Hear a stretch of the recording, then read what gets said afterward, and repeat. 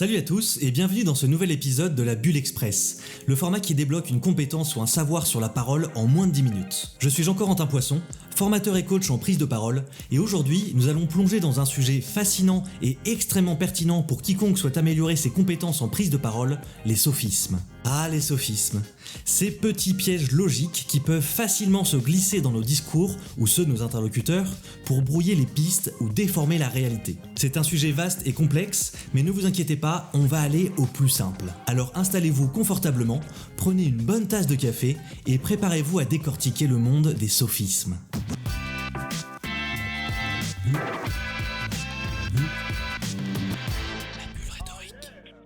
Commençons par le commencement, c'est quoi un sophisme ? Un sophisme, c'est un argument qui semble logique en surface, mais qui en réalité ne l'est pas du tout. Mais pas du tout.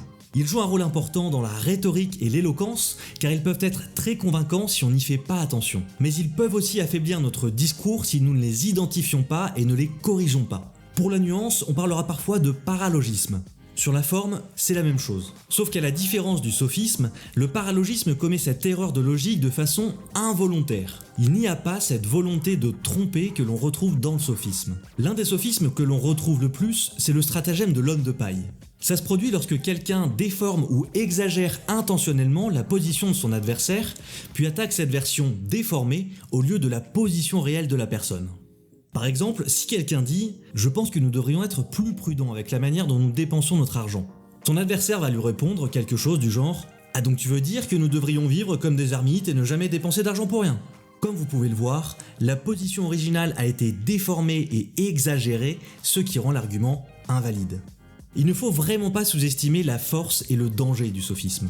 Ils peuvent affaiblir notre discours, faire disparaître notre crédibilité et même nous conduire à des conclusions totalement incohérentes. Et la contrepartie, c'est qu'en étant conscient des sophismes, on peut éviter de tomber dans le piège de la manipulation par d'autres qui utilisent ces tactiques pour convaincre ou persuader.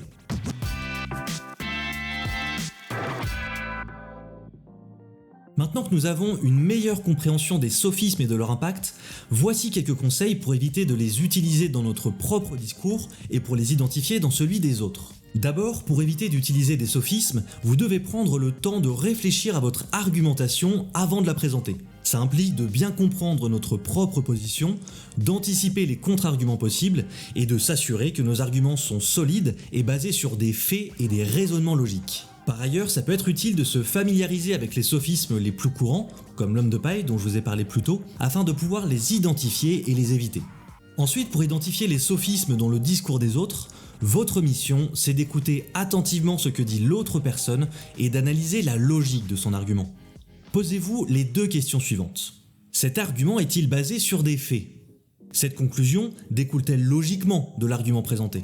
Si la réponse à l'une de ces questions est non, vous êtes très probablement face à un sophisme ou un paralogisme. En fin de compte, il est important de se rappeler que tout le monde peut tomber dans le piège des sophismes, même sans le vouloir. Donc ne soyez pas trop dur envers vous-même si vous en utilisez un par accident, et ne soyez pas trop critique envers les autres non plus. L'important, c'est de toujours chercher à améliorer notre discours et notre capacité à persuader et à convaincre de façon éthique et efficace.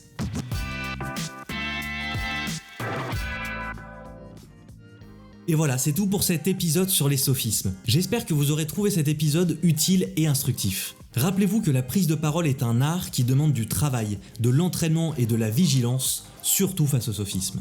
En étant conscients des pièges potentiels, nous pouvons tous devenir de meilleurs orateurs, plus persuasifs et plus éloquents. Merci de m'avoir écouté et n'oubliez pas de vous abonner pour ne manquer aucun épisode. Dans le prochain épisode, nous allons discuter d'un boxeur et d'une leçon qu'il nous donne à tous en matière de préparation. Un sujet qui, j'en suis sûr, vous intéressera beaucoup.